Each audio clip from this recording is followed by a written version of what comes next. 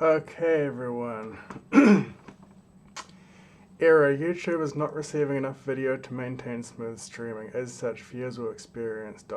more info. Oh, hopefully this works. My network connection today is a bit shonky. I don't know what's going on. Anyway. So I recently updated the libev code in NIO4r. It's a little bit tricky because we don't use exactly the libev source code. It has a bunch of like hacks to make it work with Ruby. The most hilarious one is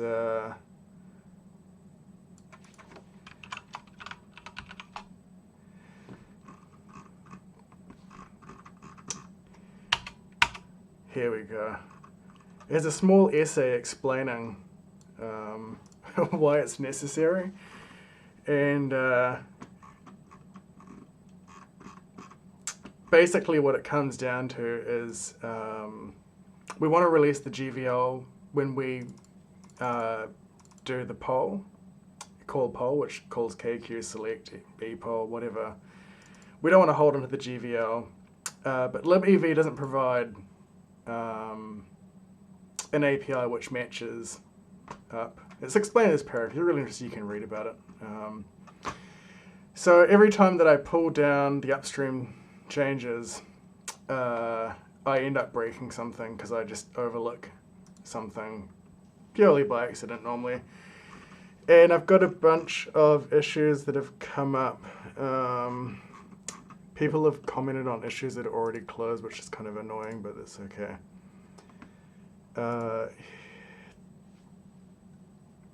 So I just thought I would live stream this just because I think it's interesting. People see kind of what you have to do to keep this stuff working. It's not really glamorous programming or exciting, but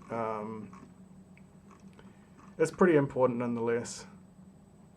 And I've been working all day, and I just put my kids in bed, and now I have like half an hour to like fix someone else's problems. So one of the issues which I reported this upstream, xreallic, the Ruby version of that matches what I think actually is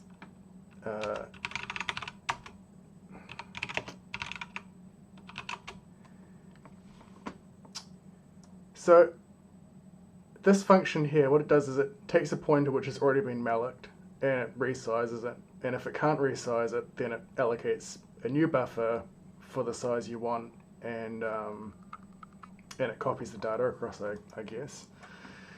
And it takes a size t, which is unsigned 64-bit or whatever, depending on whether you compile on a 32-bit system or a 64-bit system. Size t is the right width for a pointer in memory. But libev, for whatever reason, I don't really understand why, they decided to use long, which is signed. And basically, I just think it's wrong. Like, it's just, it's incorrect. And I did put a message on the mailing list, and I said, oh, do you think this is the right approach? And it didn't go anywhere. I don't know. People just think they're right, and they want to go with what they think is correct. Sometimes it's hard to... Sometimes you just don't have the energy to push through that. You know, sometimes you just don't feel like you need to convince someone. Anyway, so what I did was I just changed the source code, which is what I'm going to do to fix this. Let's actually just reproduce the issue. So I think this is how we compile it. Yeah. So there's just a ton of warnings, and I guess warnings are one step away from an error. So they're never good. But let's try and get rid of that warning. And so what I'm going to do is I'm just going to I'm going to bludgeon this with a hammer. I'm literally going to find that function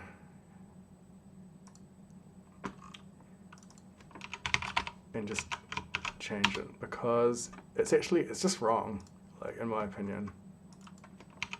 And it's wrong according to the man page, so. And of course, I don't know if that matters so much. I mean, let's face it, no one is going to be allocating what is like, if this is a long which is 64-bit signed, then that means you have 2 to the 32 positive. So I guess the maximum memory you could allocate with this function is 4 gigabytes, which, to be honest, like, even my system has 16 gigabytes of memory, so you know, but I don't think libev is ever going to allocate something that big, so I guess it doesn't matter. But you know, that's how overflow bugs and other weird issues happen. So it's it could be something that's worth investigating further, but honestly, it's an upstream issue. I've reported the issue upstream, and honestly I can't do much about it beyond that, apart from bludgeoning it to death here. Just trying to find.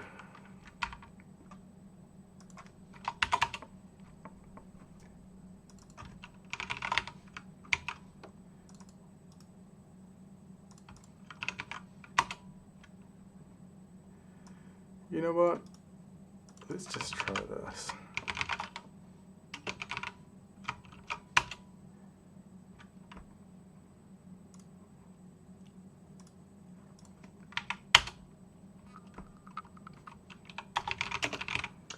You can always tell Maker's working correctly when you run it a second time and you've edited a whole bunch of files and it just doesn't do anything. It's like really, doesn't really inspire me with a lot of confidence.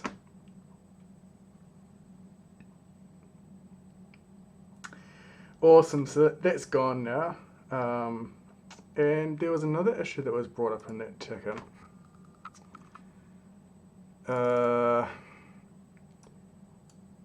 So someone has got W error return type, and I think this is actually my fault. So let's just put that over there.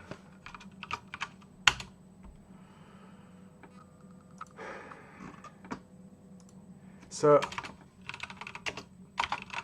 this function is returning a Ruby value, and I didn't have a return statement, which means it's just going to return random crap off the stack. That's never a good thing. And so the compiler was telling us, I think somewhere in here it should probably tell us, yeah, 3,644, it was that point.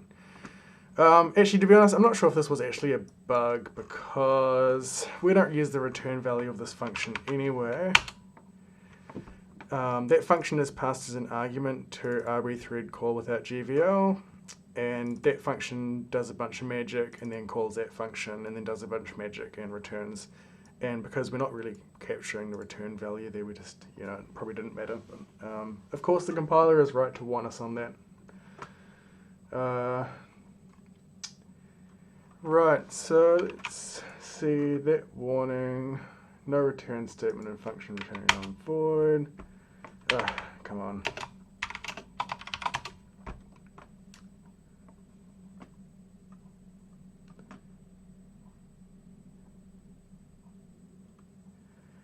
Okay, that looks like that's fixed.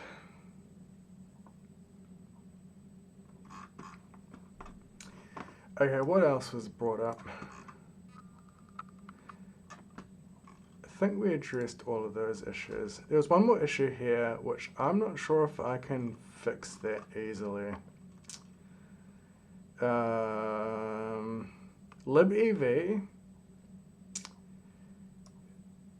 includes that header now. That's something that's changed.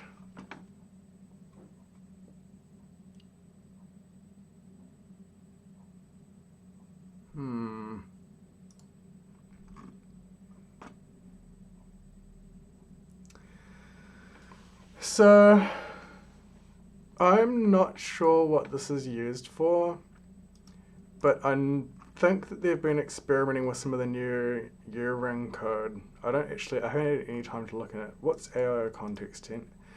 In fact, it doesn't really matter, because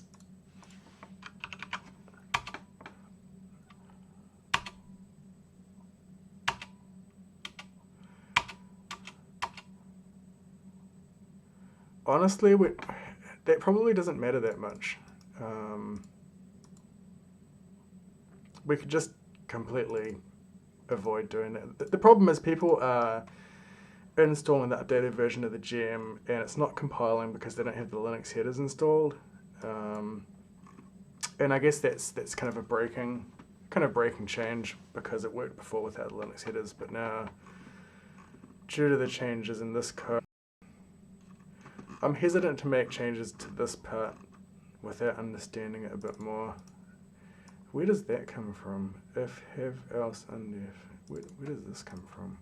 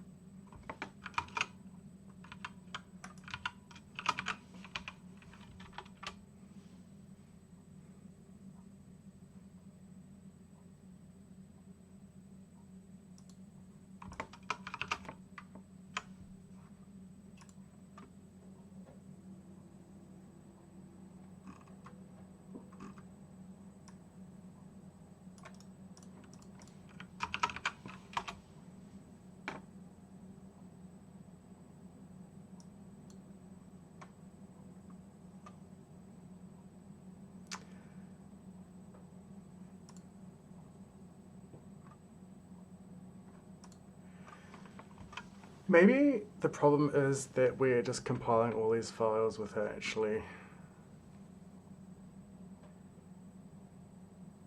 Where is...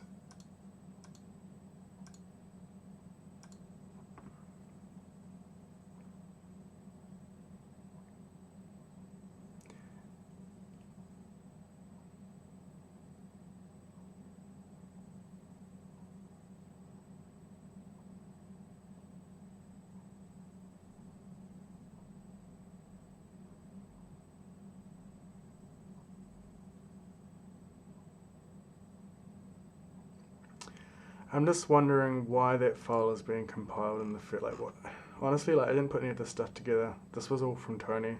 And so while I do kind of maintain it, I don't know specifically how all of it fits together off the top of my head. This is all the Ruby kind of bridge. This is the Ruby native module extension thing, code. And that's libev, and this compiles all of it, I believe, because this is just a whole bunch of C files. There's no make file in there.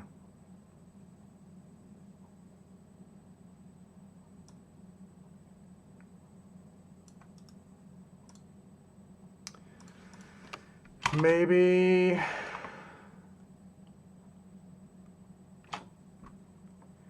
we can check if the header exists or not.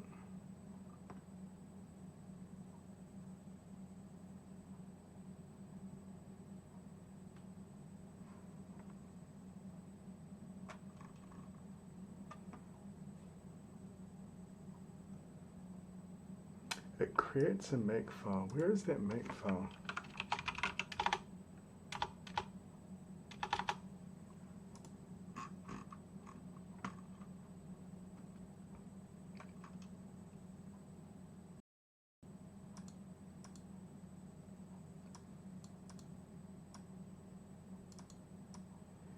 Temp directory.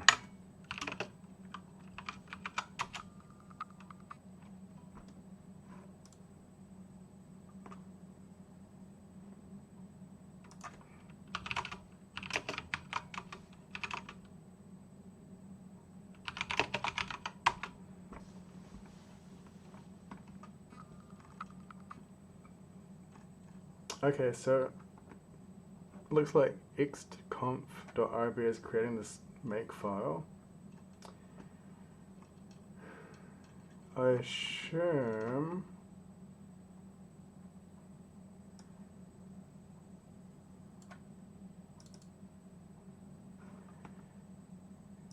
how is any of this code getting compiled?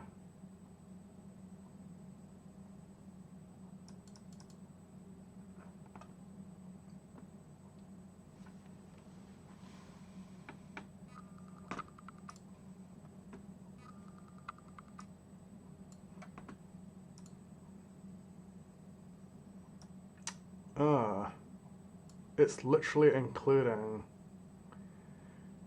the libev.c file. Okay. And then does this include the other C files? Who is including this one?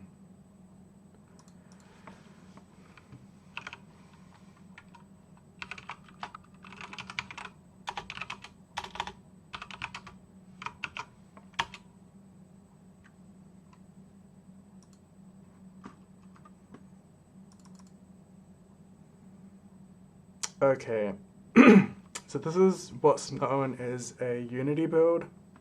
And the way a Unity build works is you have one C file, and then that C file, you compile that one file, and it basically includes all the other code into that one file. And it's okay, like it has its places, I guess. But the problem is that the dependency tracking is totally stuffed, because if any one of these files changes, you have to recompile everything. So, I mean, the compiler has to process all the source code. You can't compile them separately and link them. I still don't understand why that's getting defined, because we just don't want to include that. But for some reason, someone somewhere is defining it.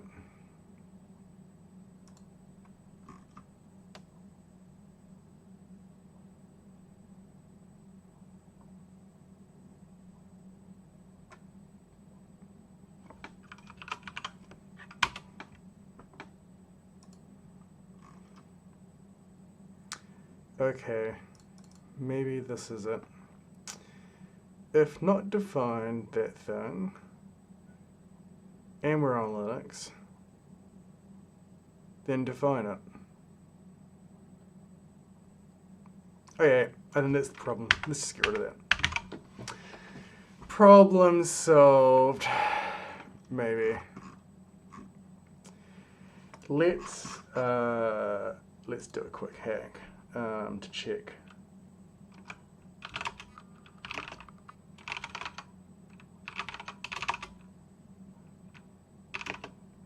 What was that file called again?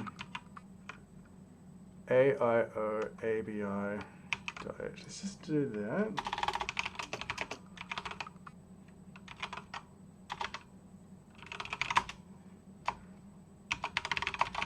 So we will just move the system header out of the way, because that just seems like the simplest way to test this is going to...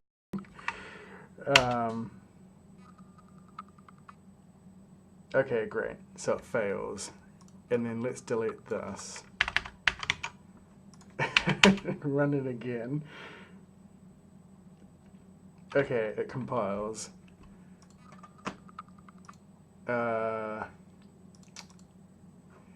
Honestly, like, we could just force people to install the kernel headers. But I think I have a better solution. So we're going to grab that, we're going to delete that chunk of crap, and then we will come over to this, and we'll... So we're going to add to the command line that thing to the compiler. The compiler will define that if we have the header, the right header, Linux AIO something something something.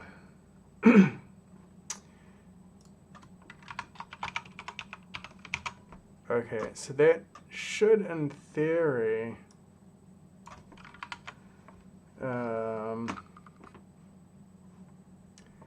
let's just throw in a failure case to check that it's going to work.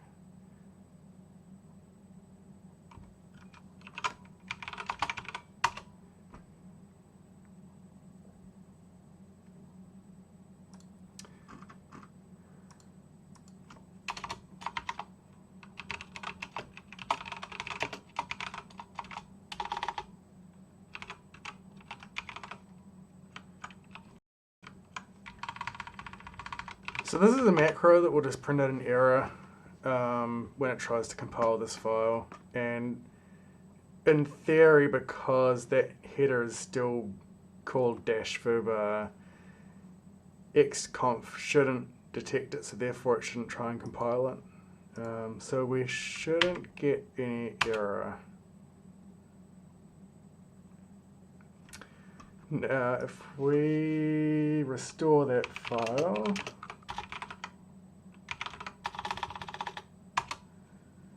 and then we do that. Now the file exists, xconf is going to see that it exists and define that constant, and then compiling ev.c is going to go, oh yeah, that thing should be okay, and it's going to try and compile this file. It's going to hit that preprocessor statement and blow up.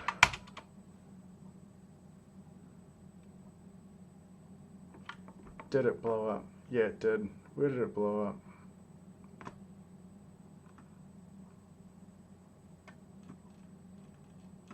There we go. So now we know that if the header is there, it will try and compile this file, and if the header is not there, it won't try and compile this file. So I think we have fixed that, the fact that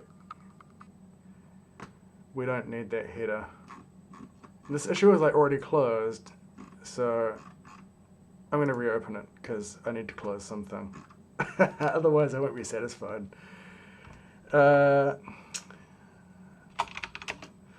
Use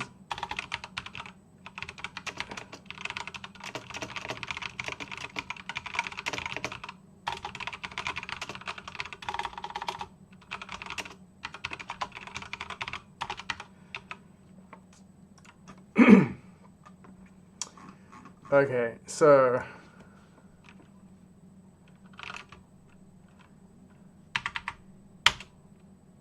I think we are pretty good with the issues I wanted to fix. Why is that complaining? Is this a low-hanging fruit? Passing argument 1 of arbitrary middle pointer type. Value pointer, void pointer. Expected void. Oh, that's interesting.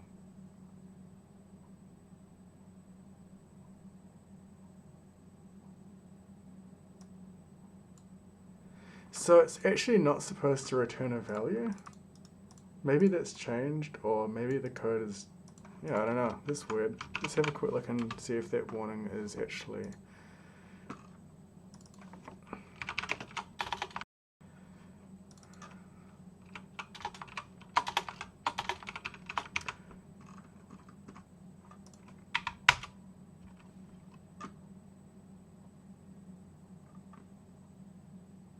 Okay, awesome. I think all the warnings now are just from EV itself.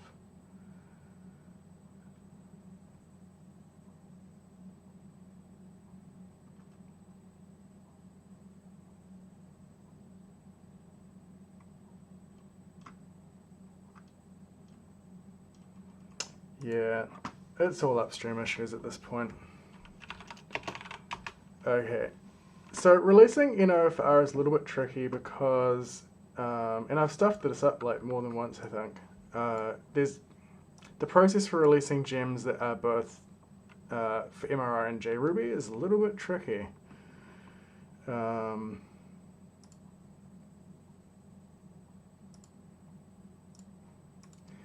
Let's try and separate this out.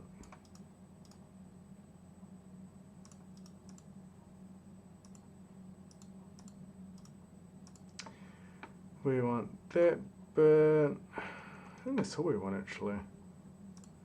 It was just that and that. Okay. And it was issued 225.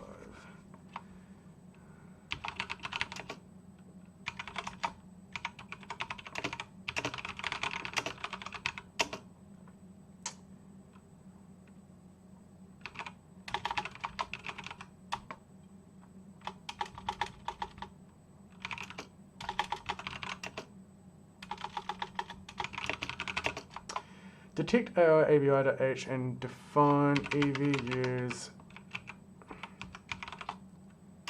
present.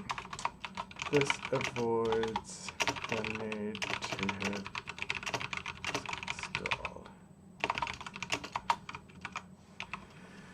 Fixes 225. Okay. And what was the other one? 220. Right. I guess let's split that up as well. So there was that bit. And all the, oh, shit, what have I done there?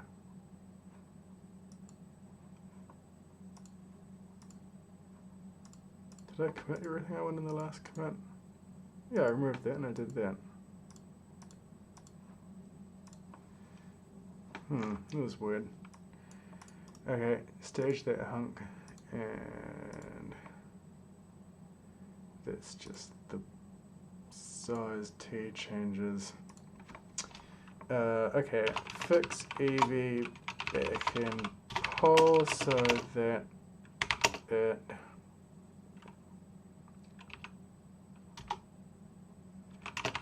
correct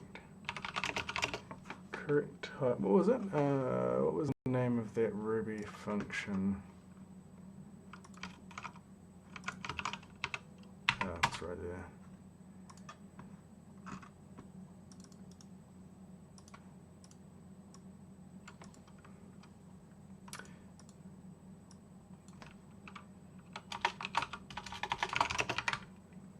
Fix EV back and pulse it is the so that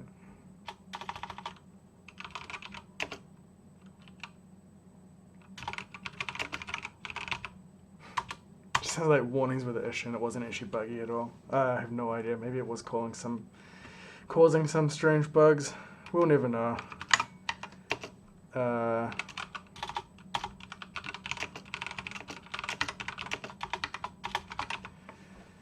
RB thread call without GVL expects return type void pointer. And it was 220. Okay, that bit. And then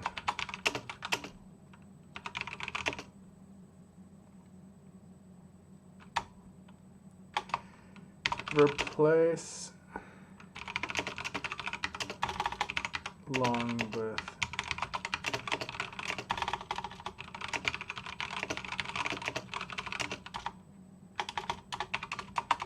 improve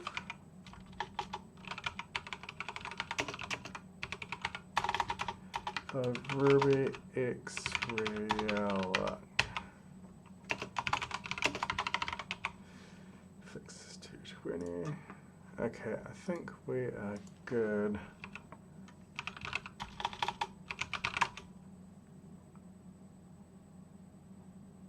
I mean, why do I even bother running the tests? As long as it compiles, everything should work, right? Excellent.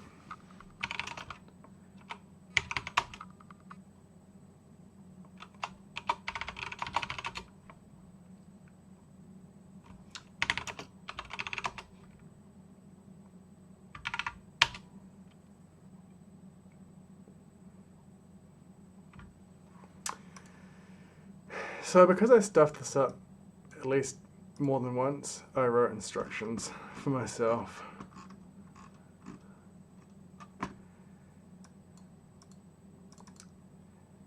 This is how you need to do releases. I should bump the version as well. I really like how NPM will bump the versions for you. Because occasionally I just get that wrong. I bump it more than once, or just forget, and then I stuff up a release.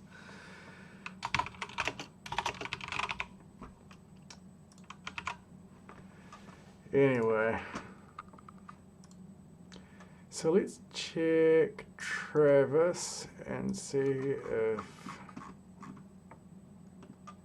Travis is happy with everything.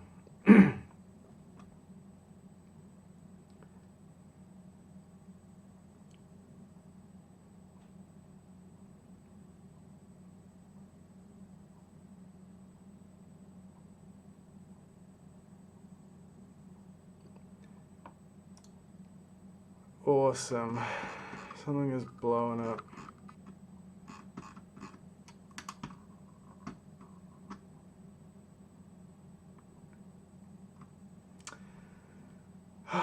Robocop. It's complaining about the least important file in the entire project.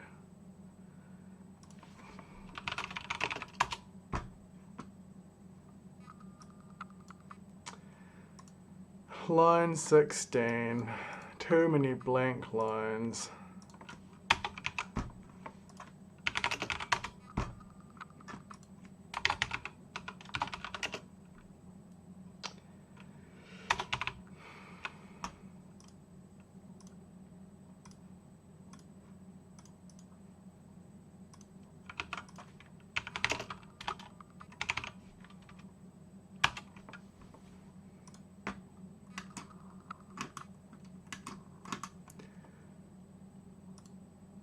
Okay, I think that's probably...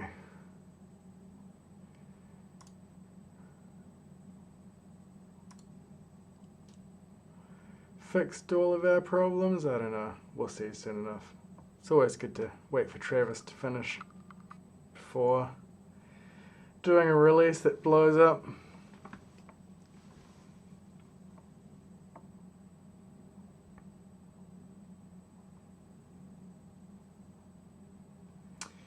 I've been really impressed with Ruby Gems recently. How they've been trying to improve the security. There's definitely been, I mean, across the whole ecosystem of open source package management, there's been issues, right? Node is the biggest one with NPM probably. But Ruby Gems has had a few issues recently as well with people kind of with nefarious purposes doing various things to packages they probably shouldn't. Adding weird snippets of code and stuff that steal all your Bitcoin.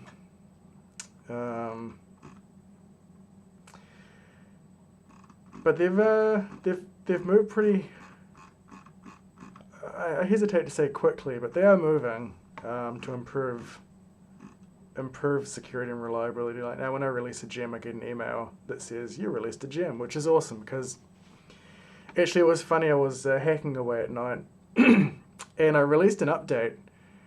And I woke up in the morning and I saw the email. I just didn't remember that I actually released an update. I was like, oh shit, someone has hacked something. Yeah. I've used Travis for a long time, and Travis seems to move very slowly. It took them a long time to update.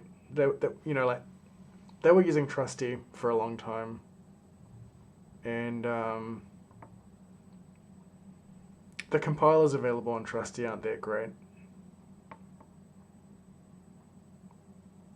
And it seems like GitHub Actions kind of... I haven't actually used it, so I can't really comment. This is still speculation, but it just looks like, from what I've seen, that they have these... whereas Travis is kind of... They provide a system which you then basically patch to suit your tests. It sort of seems like GitHub Actions has these kind of shared repositories of environments, and you can just pull them in. So I kind of feel like for Ruby, and probably this already exists. I mean, I assume it exists. Someone has probably made some environment for all these different versions using RVM or something. It's super easy to test in those platforms. One of the things I really would like in a testing environment, though, is access to a GPU. I know that's kind of like dreaming for a free environment, but I would really love to have CI for some of my GPU accelerated stuff. And right now it's just actually I've been thinking I don't really have the patience to run this on tons of different platforms, and I guess not everyone has access to all those systems. You know, if you're on holiday, that's a stupid thing to say, right? If you're on holiday and you feel the inkling to do some hacking, and the CI will test it and tell you where you're stuffed up.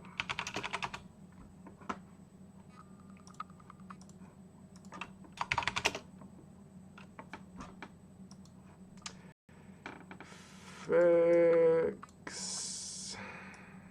Let's just copy all of that.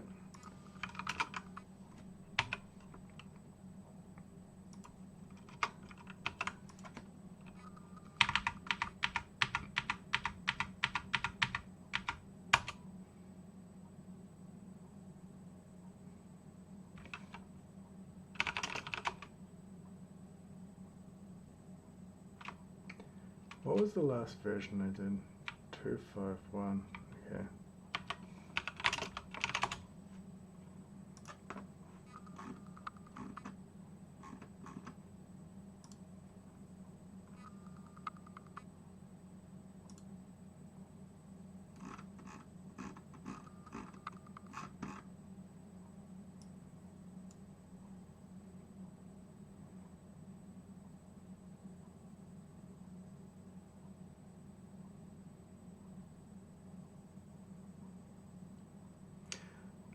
I don't even know how that would have compiled before, unless somehow it was undefined and that was sufficient for the compiler to be okay. Yeah, I just don't know. Maybe it was defined as 0, and so it was defined, but it wasn't. What? Could not read. Seriously, I think my internet connection is screwed up.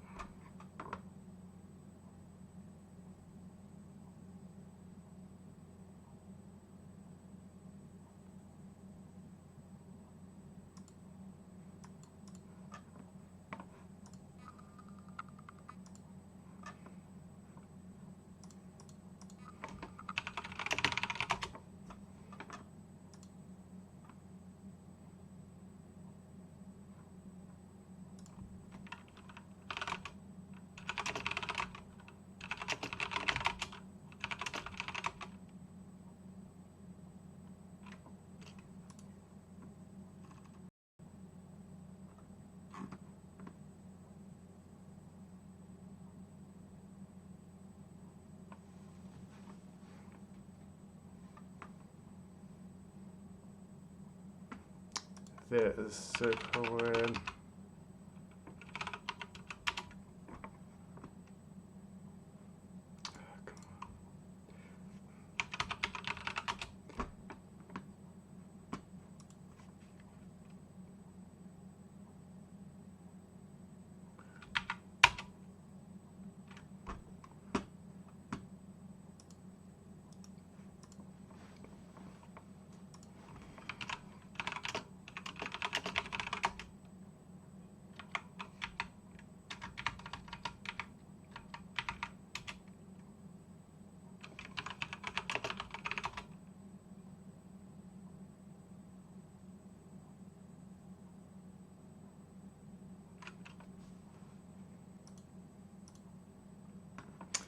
I think I know what's happened.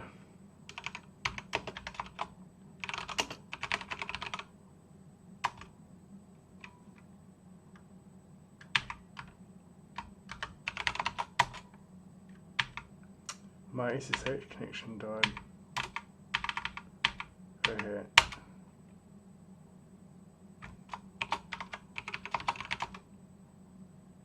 Hey, that was weird. I don't know why my SSH connection died. Excellent. Okay.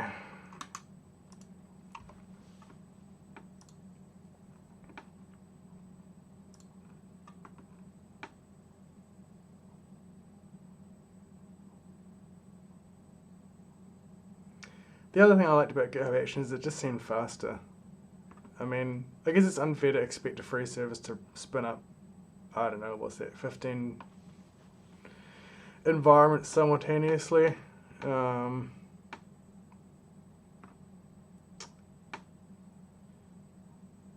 But yeah, GitHub Actions did seem a bit faster.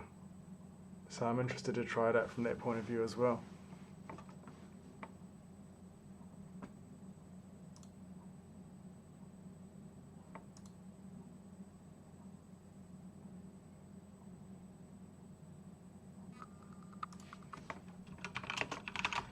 So to do the JRuby release, we need to actually use JRuby. I have JRuby installed using RVM, and we'll have to switch over once we've checked that it all builds and runs.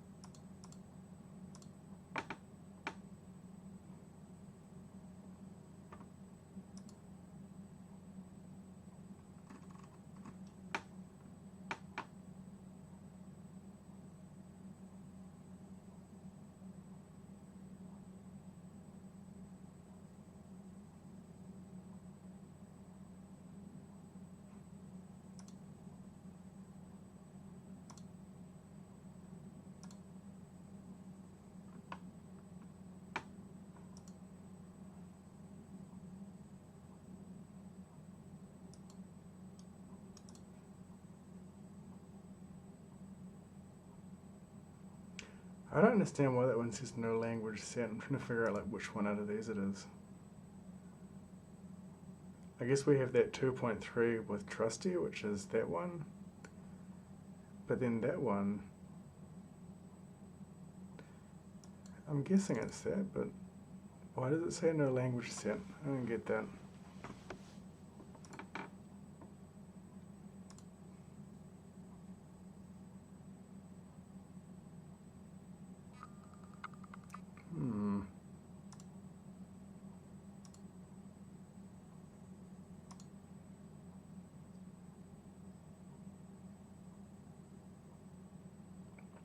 Epic.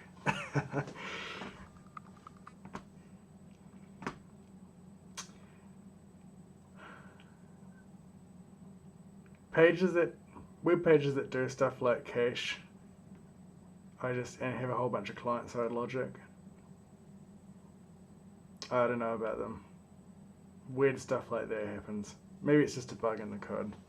I mean, it's definitely a bug in the code, but you know, maybe I don't know, like refreshing it and having it work doesn't really instill me with confidence.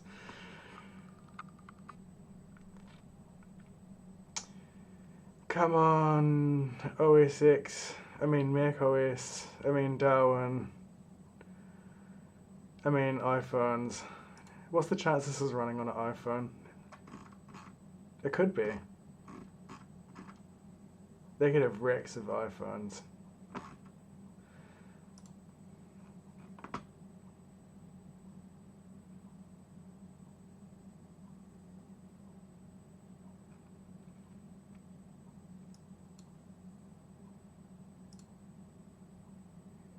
It's running here, but there's no time here. That's weird. If I refresh it, does it work?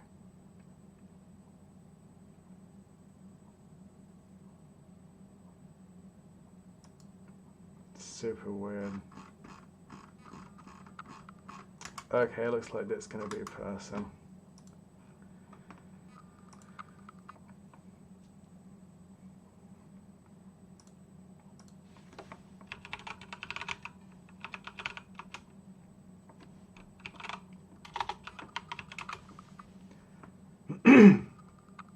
You know, NIO4r had 65 million downloads.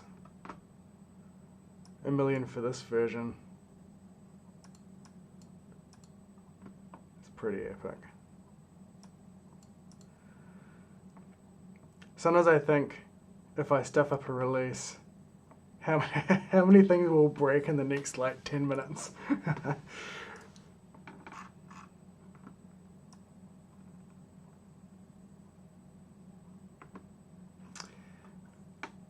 Okay, I think everything that we care about is passing. We didn't change any code for that stuff, so it probably doesn't matter. Right. So before I do a release of NIO4r, I like to actually test it. I actually don't know why it doesn't like me doing that either.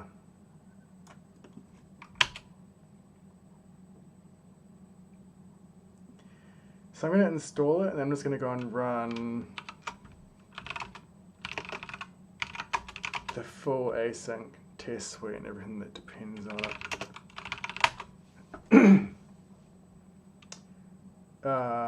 I don't know. It just gives me some confidence that I haven't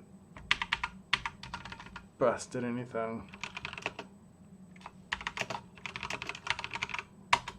And that, because this basically hammers the NIO4r code, so it just makes me happy that it still works before I do a release.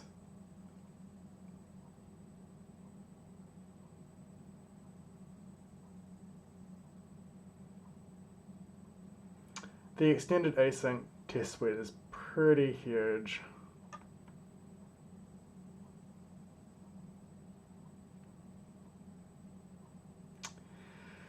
Oh, I love that error.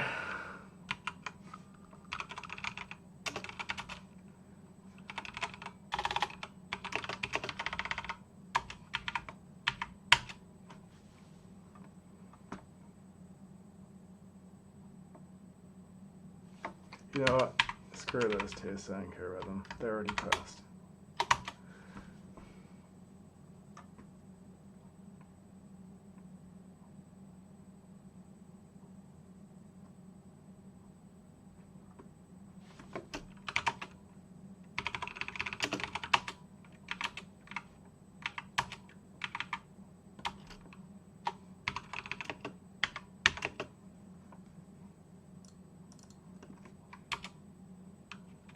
Oh, awesome. 0 failures. 9393. No, I guess they're all dead now. Okay, cool.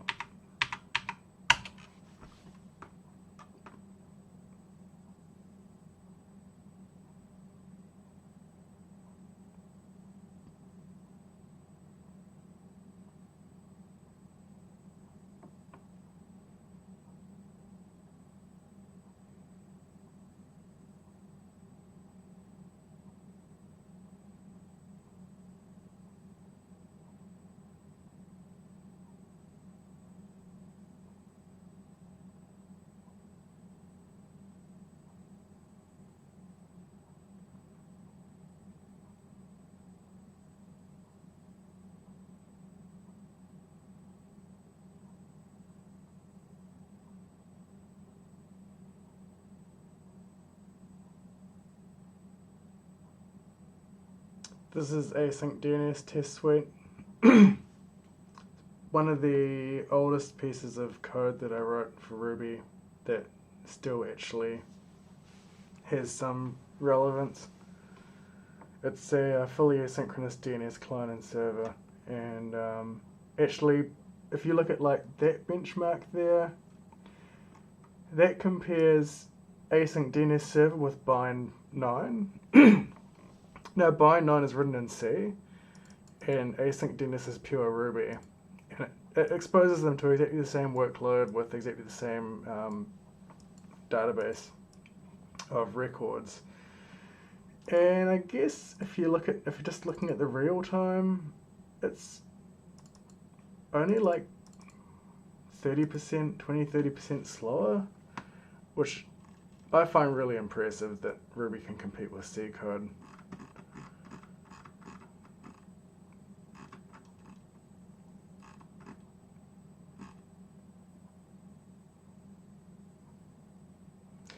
I guess the other thing that's kind of tricky is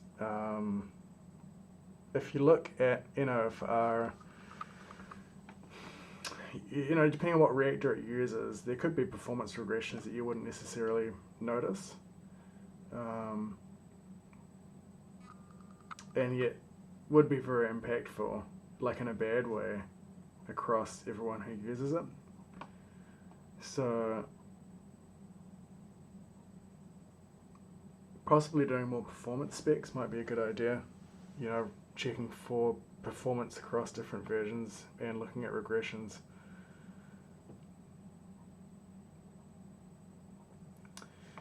Awesome. So I'm pretty happy with that now. We've just run a full test suite across there using the latest code. So let's follow the instructions so I don't stuff it up. Rate clean. I don't have to do rate compile first.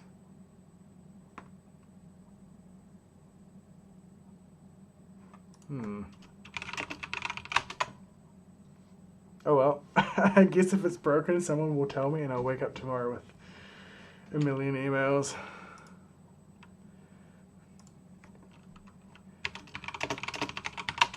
Okay, and we jump over to JRuby. Rate clean.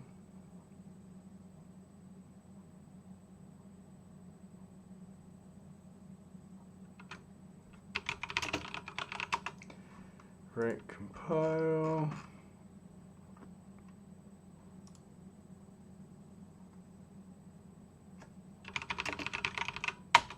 Rake release.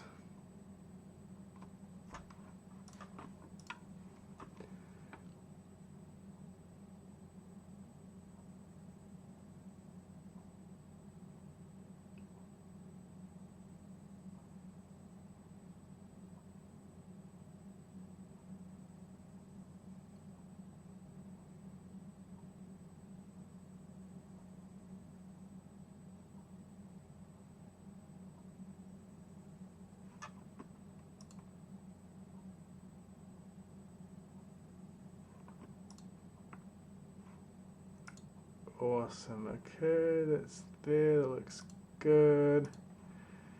And I always like to tag that in there.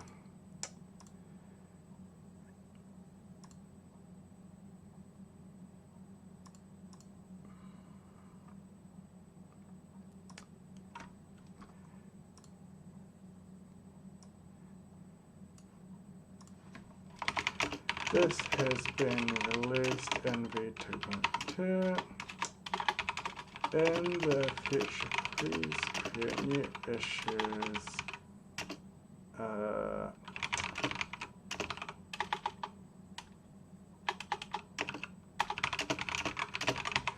Bugs like this.